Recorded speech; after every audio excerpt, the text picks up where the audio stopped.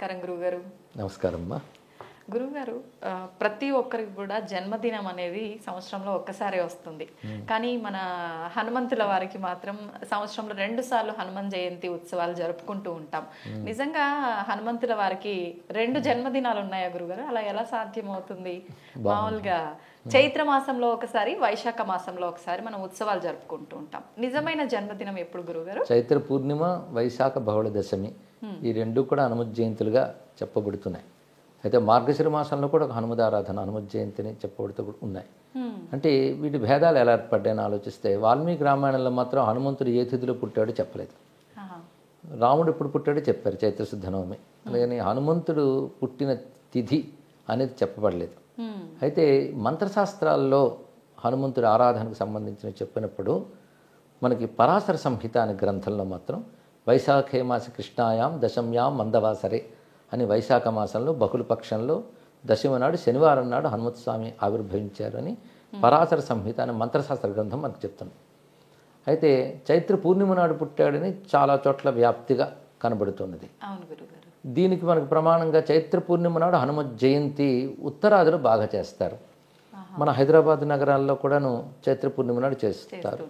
కానీ ఇతర మన తెలుగునాట మాత్రం చైత్ర పూర్ణిమ చేయరు, హనుమత్ జయంతిని దీన్నే చేస్తారు.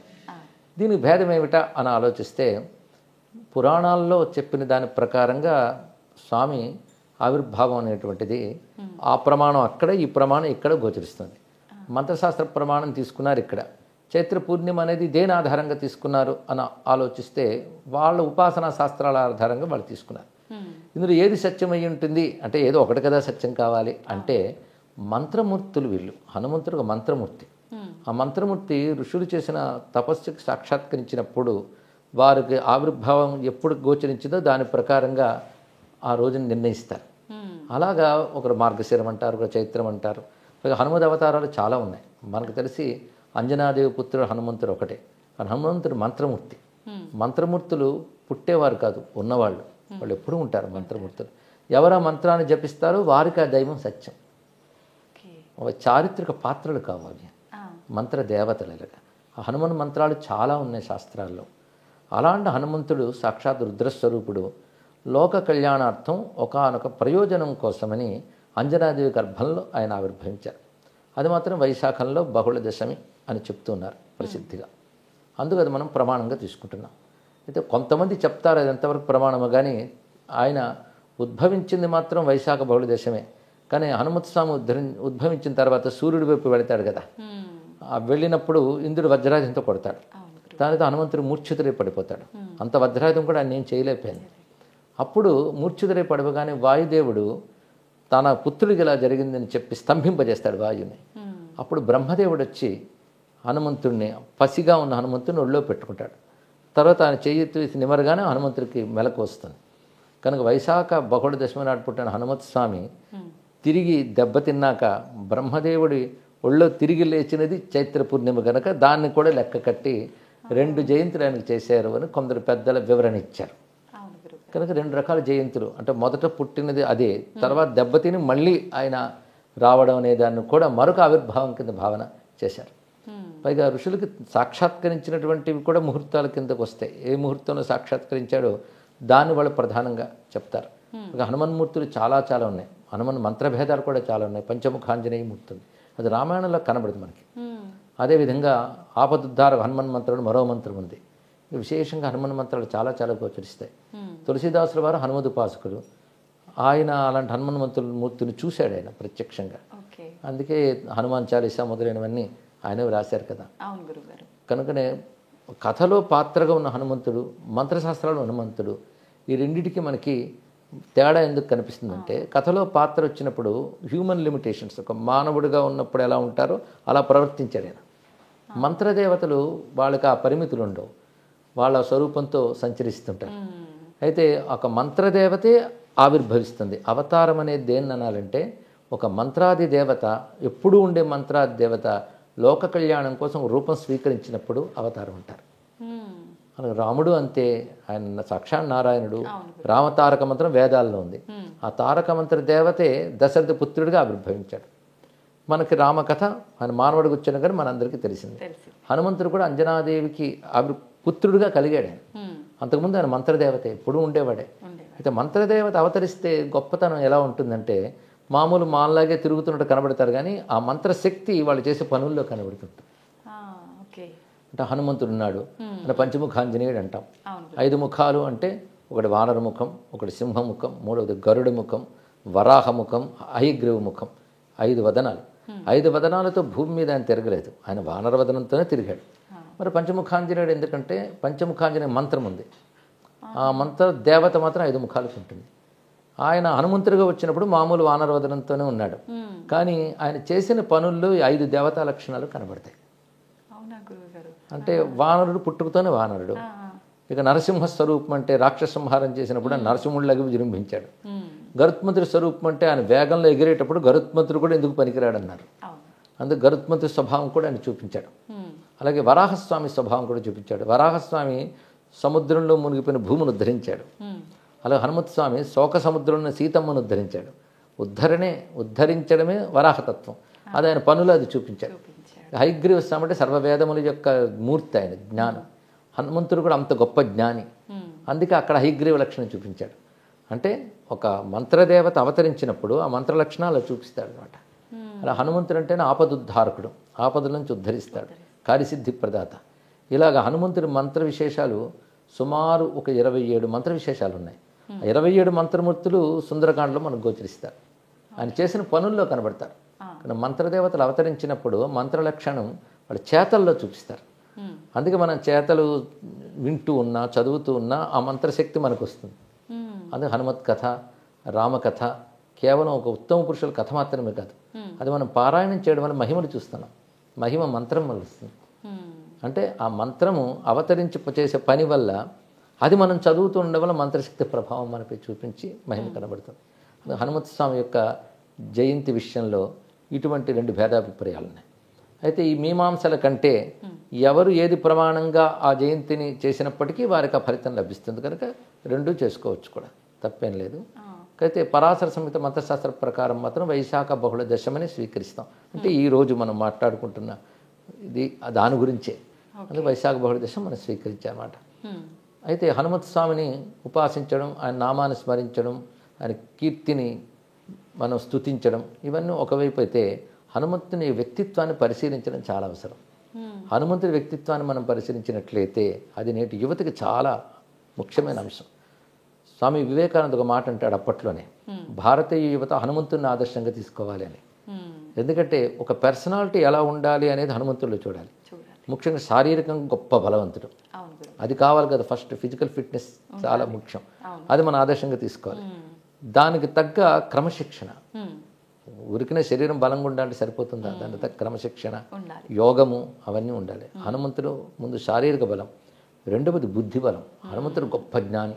హనుమంతుడు మాట విని రామచంద్రమూర్తి ఆశ్చర్యపోతాడు, ఇతడు బాగా చదువుకున్నాడు, అనేన బహుధాశ్రుతం, అనేక జ్ఞానం శాస్త్రములు తెలిసి.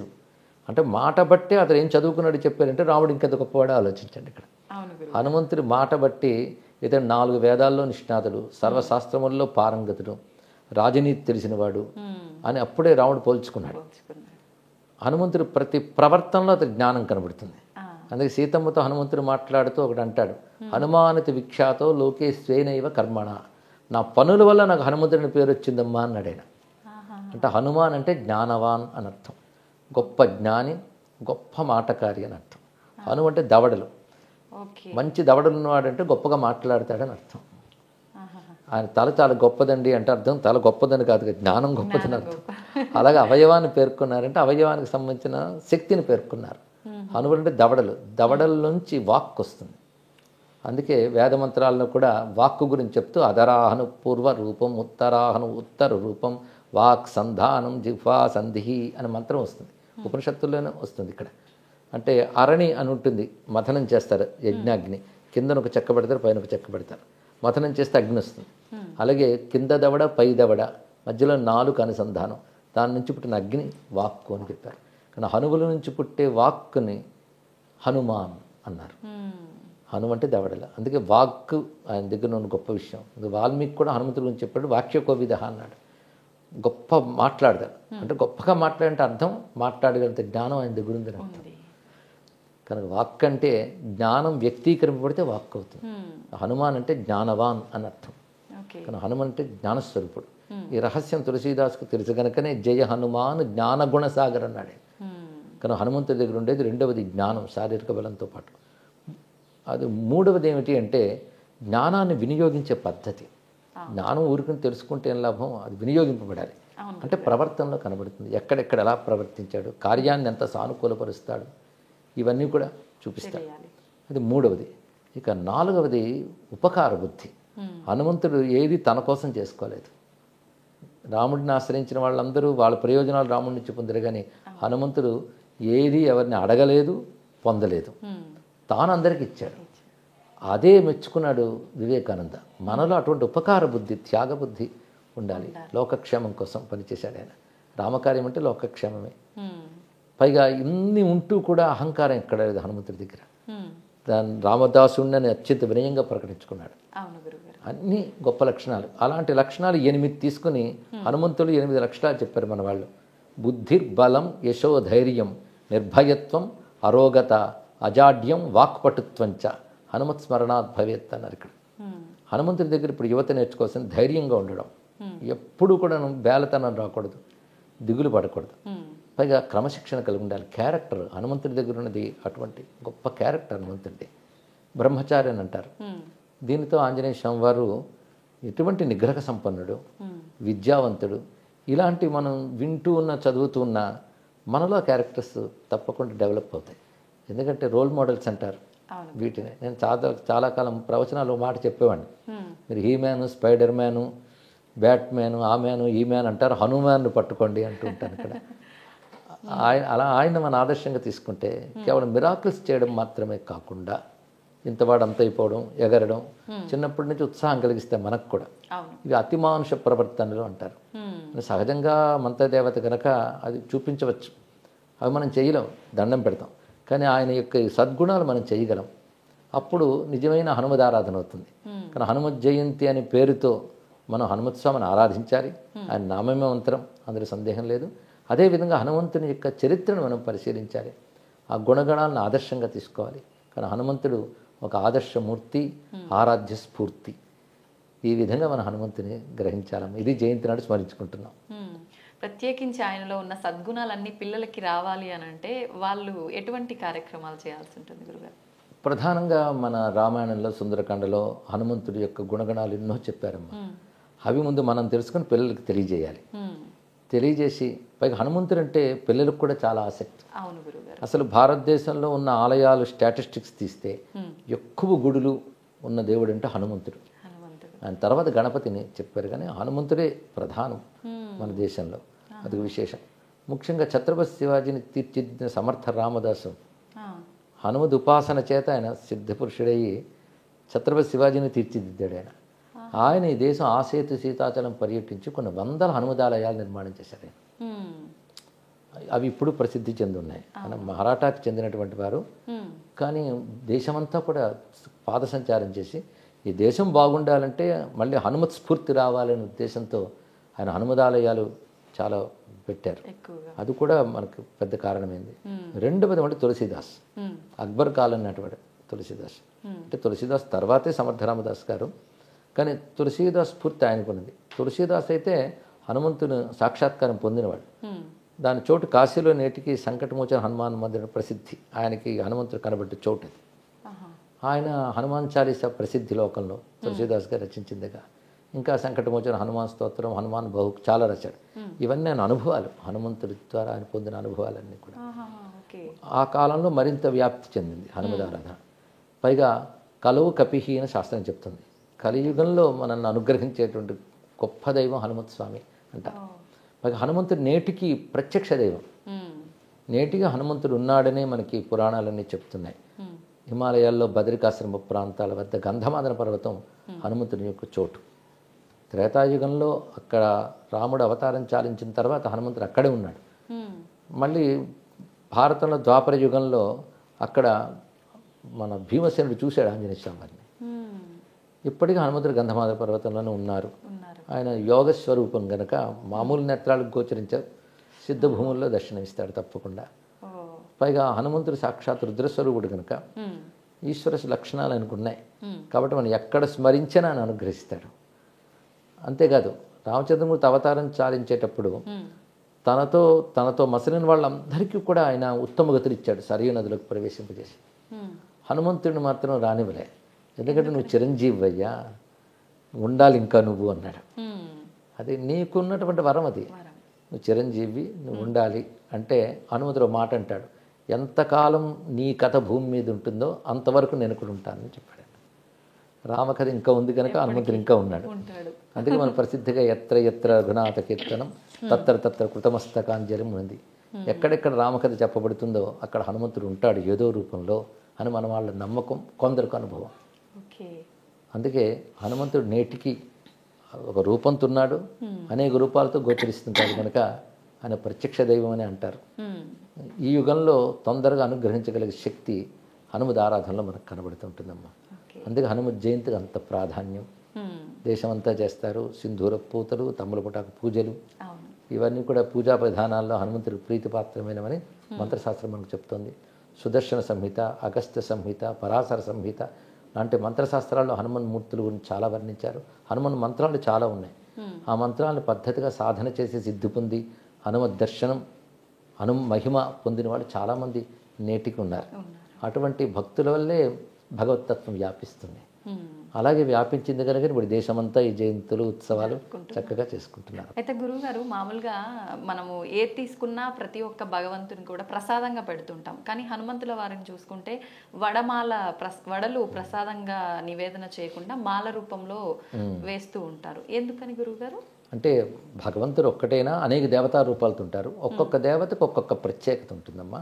వాళ్ళకి నివేదించే పదార్థాలు, వాటికి విశేషాలు ఉంటుంటాయి. ఉదాహరణకి గణపతికి ఉండ్రాళ్ళు, సూర్యనారాయణకి పాయసం, ఇలా చెప్తారు. హనుమంతుడికి ఈ వడలు, అరటిపళ్ళు ఇవి చాలా ప్రసిద్ధి. ఇది మాలగా వేసి అలంకారంగా కూడా వేయడం ఏంటంటే మాల అనంతత్వానికి సంకేతం. అందుకు అది మాలగా సమర్పించుతూ అని మనం పరిమితంగా ఇచ్చినా అపరిమితంగా భావించాలనే ఉద్దేశంతో ఈ మాలా సమర్పణం కూడా చేస్తారు. ఓకే. అయితే గురువు గారు, ఇప్పుడు హనుమంతుల వారిది హనుమాన్ చాలీసా అయితే ఏంటి, చరిత్ర కూడా మీరు చదవమని చెప్పారు. ఇవి చదవాలి అని అంటే ప్రత్యేకమైన రోజు లేదంటే నియమాలు ఏమైనా పాటించాల్సి ఉంటుందా? మామూలుగా చరిత్ర చదువుకోవడం ఏ రోజైనా చదువుకోవచ్చమ్మా, వారిని నిరంతరం భావించవచ్చు. హనుమంతుడు మరొక విశేషం ఏంటంటే గ్రహబాధలు పోగొట్టే దేవతల్లో హనుమంతుడు, గణపతి ఇద్దరిని ప్రధానంగా చెప్పుకోవాలి. అందులో శనిగ్రహం, ఈ శని సంబంధమైన బాధలు ఉంటూ ఉంటాయి కదా, ఏలినాటి శని, అర్ధాష్టమ శని, ఇలాంటివి ఉన్నటువంటి వారిని నిగ్రహించాలంటే హనుమదారాధన చాలా విశేషంగా పనిచేస్తుంది అని పెద్దలు చెప్తూ ఉంటారు. దానికి కొన్ని కథలు కూడా చెప్తారు. శనిని నిగ్రహించడం హనుమంతుడి గొప్పతనం ఏమిటనేది. పైగా ఆయన పుట్టింది శనివారం. అందుకే శనివారం ఈ శని సంబంధమైన దోషాలు ఏమైనా జాతకాలను ఉంటే హనుమదారాధన చేసి, ఉదాహరణకు హనుమాన్ చాలీసా పారాయణ చేసుకోవడం, సింధూరం పెట్టుకోవడం, ఇలాంటి చేసినట్లయితే తప్పకుండా ఆ శనిగ్రహ జనితమైన దోషాలు తొలగుతాయని పెద్దలు చెప్తారు. ఎందరికి అనుభవం కూడా. మంగళవారం, శనివారం ఆయనకి ప్రధానంగా ప్రీతిపాత్రంగా చెప్తారు. ఓకే. ఎక్కువగా అంటే ప్రతి ఒక్క దైవానికి కూడా ఒకటే రోజు ఏదో ఒకటి పర్టికులర్ వారం అనేది ఉంటుంది కదా గురుగారు, ఎందుకని హనుమంతుల వారికి 2 వారాలు, మంగళవారం, శనివారం? సాధారణంగా ఆయన శనివారమే జన్మించాడు కనుక శనివారమే ప్రధానం. కానీ కుజగ్రహ దోషాలు పోగొట్టడంలో కూడా ఆయన గొప్పవాడు కనుక అది మంగళవార ఆరాధన చెప్తున్నారు. ఓకే. గురుగారు, చాలా మంది హనుమంతుల వారిని పూజించాలి అని అంటే మీరు చెప్పినట్టుగా ఇట్లాంటి శని బాధలు ఇలాంటివి ఉన్నవాళ్ళు హనుమంతుల వారి చుట్టూ ప్రదక్షిణలు చేస్తే బాగుంటుంది, అనుకున్న కోరికలు తీరుతాయి, ఇలాంటి దోషాలు పోతాయి అంటుంటారు. నిజంగా అది నిజమే అంటారా? చాలా మందికి అనుభవం అమ్మా, అందుకే అవి తీసిపారేయడానికి లేదు, చేసిన వాళ్ళకి లభిస్తున్నాయి. నా కోరిక ఏంటంటే అక్కడితో ఆగిపోకూడదు. ఎందుకంటే ప్రతివాడికి గ్రహబాధలు ఉంటే తొలగాలి, ఆనందంగా ఉండాలనుకుంటారు, చెయ్యొచ్చు. కానీ దానికంటే ముందు వ్యక్తిత్వం బాగు చేసుకోవాలి, క్యారెక్టర్ బాగు చేసుకోవాలి, ఉత్తమ వ్యక్తులుగా తయారవ్వాలి. ఆ కోణంలో హనుమంతుడిని ఆరాధించాలి. కేవలం మహిమల కోణంతోనే కాకుండా హనుమంతుడి వ్యక్తిత్వాన్ని చూసి అంత గొప్పవాళ్ళం మనము కావాలని, ఎప్పుడైనా ఒక మనకి ఐడియల్గా ఒక వ్యక్తిని కానీ ఆరాధిస్తుంటే మనకు ఆ లక్షణాలు వస్తూ ఉంటాయి. అందుకే హనుమద్ ఆరాధన వల్ల మనం ఇలాంటి సత్స్వభావాలు, మంచి గుణాలు అలవరుచుకుంటే అది నిజమైన హనుమద్ భక్తి అనిపించుకుంటుందమ్మా. అది రావాలి, అది రావాలని మన హనుమంతుని ప్రార్థిద్దాం. అవును గురుగారు, తప్పకుండా. గురుగారు హనుమాన్ జయంతి అనగానే ఎక్కువగా ఆలయాల్లోనే మనకు జరుపుతుంటారు. ఇంట్లో చేసుకోవాలి అనుకునే వాళ్ళు సింపుల్గా ఎలా చేసుకోవచ్చు? హనుమంతుడి చిత్రపటం పెట్టుకుని మ్మ్. మనం షోడశోపచార పద్ధతులు ఎక్కడైనా దొరుకుతాయి. ఏవి దొరకకపోతే హనుమాన్ నామాలు చాలు. శ్రీ ఆంజనేయాయ నమః, హనుమతయ్య నమః, మారుతయ్య నమః అంటే ఆయన నామాలతోనే తమలపటాకులు పూజ చేసుకోవడం, సింధూర పూజ చేసుకోవడం, ధూపం దీపం ఈ పళ్ళు ఏవో నైవేద్యం పెట్టుకుని చేసుకుని సరిపోతుంది. ఆలయాల్లో ప్రతిష్ఠ చేస్తారు కనుక శక్తి ఎక్కువ కేంద్రీకృతం అవుతుంది కనుక ఆలయాలకు వెళ్ళడం కూడా మంచిది. ఇంట్లోనూ చేసుకోవాలి, ఆలయాలకి వెళ్ళాలి. గురుగారు లాస్ట్లో ఇంకొక చిన్న సందేహం. హనుమంతుని వారి ఎదురుగా నించొని నమస్కారం చేసుకోకూడదు, ఆయన్ని తాకకూడదు అంటుంటారు. ఇదంతా నిజమే అంటారా? అవేమీ లేవమ్మా. ఏమీ లేవు. తాకడం అంటే ఆలయాల్లో గర్భగుడిలో పెట్టినప్పుడు ఆ మంత్ర నియమాలు ఉంటాయి కనుక మనం దూరం నుంచి నమస్కారం చేసుకుంటాం. ఏ దేవతకి ఎదురుగా ఉండి నమస్కరించకుండా పక్కకి పెట్టడం వినయంతో కూడినటువంటి అంశం అమ్మా. ఓకే, నిజంగా చాలా చక్కటి వివరణ గురుగారు. కృతజ్ఞతలండి. ధన్యవాదాలమ్మా. నమస్కారం.